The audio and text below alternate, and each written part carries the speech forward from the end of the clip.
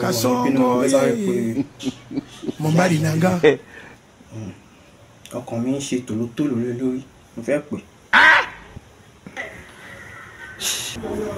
Hello. Hello ọkọ ẹ̀. Níbo lo wà? Mo wà ní ọ̀dọ̀ ọ̀rẹ́ mi tó máa ń bá mi ṣe irun yẹn ni. Ọ̀dọ̀ rẹ̀ tó ń bẹ́ẹ̀ ṣe irun? Irun mi ti rough, so mo wá ní kó wá bá mi tún ṣe. Irun ẹ rọ́ọ̀fù. Ayé ẹ ti bàjẹ́.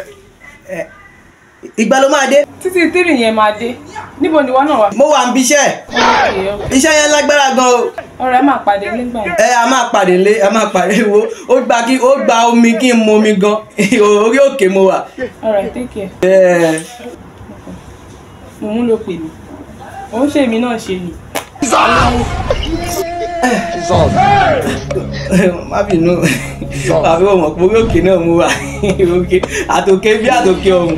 Òkè lòkè ń jẹ́. My sweetie, my sweetie. My baby, my baby.